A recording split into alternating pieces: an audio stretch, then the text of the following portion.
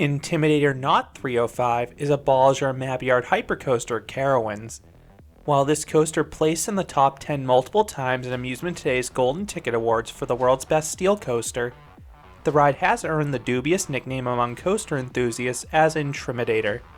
But is that really fair? Find out if Intimidator is actually underrated in this review. Cedar Fair purchased all the Paramount parks, including Carowinds, in 2006. To revitalize the coaster lineups of these parks, Cedar Fair purchased a trio of Bolliger Mabillard hypercoasters, all standing roughly 230 feet or 70 meters tall, with roughly 1 mile long of track. Canada's Wonderland received Behemoth in 2008, Kings Island received Diamondback in 2009, and Carowinds received Intimidator in 2010. That same year, King's Dominion received an even larger Intamin Giga coaster named Intimidator 305.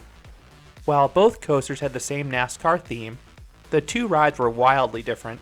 I-305 not only was taller, but it was also a far more aggressive ride experience.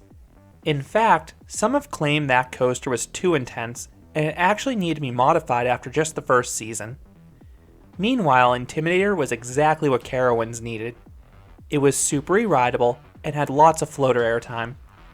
While most coaster enthusiasts prefer the insanity of I-305, I think Carowinds got the better return on investment.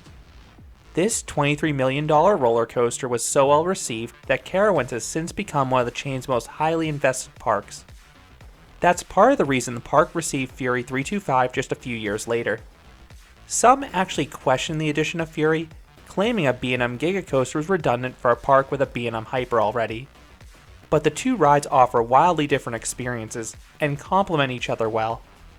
Fury 325 is about pure speed, while also mixing in some airtime. Intimidator start to finish is purely floater airtime.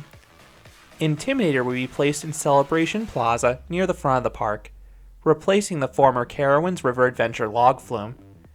And this B&M hypercoaster would make quite the impression on the park's skyline. The giant Camelbacks run along the edge of the parking lot to excite approaching guests, and the ride's bright red track can be seen from miles away. It is 232 feet or 71 meters tall after all. Intimidator opened as the tallest coaster in the southeast. The only coaster that has topped it is the aforementioned Fury 325 just across the park. The ride is named after Dale Earnhardt, a famous NASCAR racer nicknamed the Intimidator. I love this coaster's entry plaza. You have a giant replica stock car and some signage about both the coaster and Earnhardt. Then the trains have some decals on the front. But that's the extent of the theming. But that's fine because the coaster's layout can definitely stand on its own. Intimidator is a capacity machine. Each train seats up to 32 riders. The coaster is always running at least 2 trains, and on busy days it often runs 3. The crew is usually pretty solid too. They can roll 2 trains, but they sometimes will stack with 3, but you're not waiting too long on the brake run. Because this is the closest coaster to the main entrance, many guests make it their first stop. I would advise heading to one of the lower capacity coasters like Nighthawk, Ricochet, or Copperhead Strike first. Intimidator's line spikes just after opening, and it's usually manageable by the mid-afternoon because it just chews through people. Most days the ride is no more than a 15 to 20 minute wait. Intimidator is also super reliable. I mean, it's a B&M Hyper after all, so what else would you expect? The one thing to watch out for though is that this is the most sensitive coaster at Carowinds when it comes to wind closures. There is a wind sensor atop the lift hill. I don't know the exact speed when it triggers a shutdown, but it seemed to correlate with a ground wind speed hovering around the 20 to 25 mile per hour mark. That's usually not a problem in peak summer season, but it is something to keep an eye on in cooler months. Intimidator has a much different train than most other B&M Hypers. Unlike most that feature the standard 4-across seating, each of Intimidator's cars are set up like a V. You have 2 riders shoulder to shoulder in the center, and 2 seats flared outwards on the edge. B&M used this setup for the aforementioned trio of Cedar Fair Hypers and Port Aventura's Shambhala, but it hasn't been used since.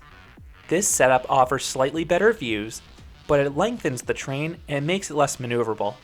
The restraints are the same as other B&M Hypers though. You have the familiar B&M clamshells. I love the contouring of these restraints and how they keep your upper body free to experience the airtime. There are seat belts as well. I don't think they impact the ride experience, they just slow down loading a little bit.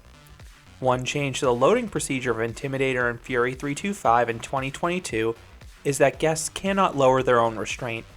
The operators do this for you so they can easily check the seatbelt beforehand.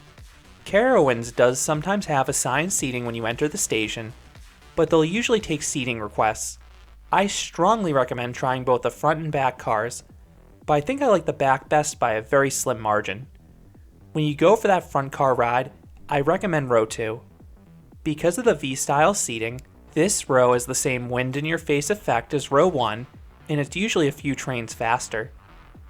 Once dispatched, you climb up the lift hill. If you look to your right, you get a great view of the park. Once at the top, you plummet down the 211 foot or 64 meter tall drop, taken at a 74-degree angle. And it's a really nice drop, especially if you're in the back car. Those in the back get good sustained floater airtime the entire way down. Now this ride apparently pulls 4.3 Gs. I imagine that occurs at the base of the first drop, but I cannot recall a moment that forceful on this ride. For me, Intimidator is purely a floater airtime machine. The second hill starts as half a Camelback, so if you're up front, you get some strong and sustained floater airtime. The descent is a little funky though. It starts by twisting to the right, and then it banks back to the left at the bottom. The element is smooth, much like the entire coaster. It just looks odd. The start of the descent does give a weak pop of airtime if you're in the back though. Now get ready for the trim brakes. The next hill is a giant Camelback with a trim in the ascent. I find that this trim is usually off or biting minimally, so the resultant airtime is strong and sustained floater airtime. It's better towards the front, but still really good in any row. The far turnaround is mostly a dud. It looks aesthetically pleasing off-ride, but outside of a little bit of whip in the back, it's a pretty sterile element. Intimidator then returns to the airtime with back-to-back Camelbacks. The first of these has some more trim brakes on the ascent. Unless it's a super cold and or windy day, this one will likely hit. The airtime is great sustained floater airtime on both hills without the trims. If the trims hit, the airtime is a tad weaker in power, but every bit is sustained. The ascent into the mid-course is another nice moment up front. You get another good dose of floater airtime. While the first two trims do not bother me too much, the slowdown in the mid-course definitely grinds my gears a bit. No matter the weather, this brake run slows the train down a considerable amount. While the first half had some of the best sustained airtime of any B&M Hyper, Intimidator limps to the finish line. The drop off the mid-course gives weak floater airtime in the back. The top of that next hill does give a pinch of floater airtime for those up front. You then navigate a 360-degree helix that swoops down and up. The lowest point delivers some decent positive Gs. The drop off this helix has a nice head chopper with the star of the element, and it also gives a little floater airtime for those in the back. But before you even finish the drop, it sort of feels like the train is already slowing down because the front of the long train is already climbing up the subsequent hill, and that next hill is the final brake run. That final hill into the brakes does give a tiny bit of floater airtime up front, and then after you hit the brakes, that ends the 5,316 foot or 1,620 meter long coaster. So what would I rate Intimidator? I would give this B&M Hypercoaster an 8 out of 10. This is a good coaster. I think the InTRIMidator nickname is a little unfair. While there are two trims in the first half, the airtime is wonderful regardless if they're active. B&M really is the master of sustained floater airtime. The second half is really weak though, which is the ride's biggest weakness.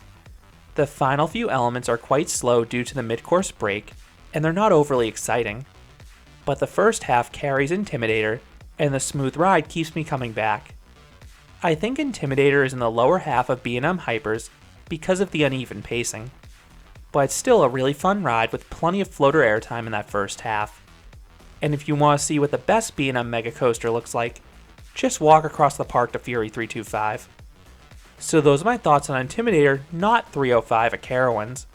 What are your thoughts on this B&M Hyper? Do the trim brakes bother you? Let me know how you think it compares to the other B&M Hypers down in the comments. If you enjoyed this review, I'd appreciate it if you gave this video a like, and you considered subscribing, because there'll be a lot more roller coaster and amusement park videos here at Canopy Coaster. Thanks for watching.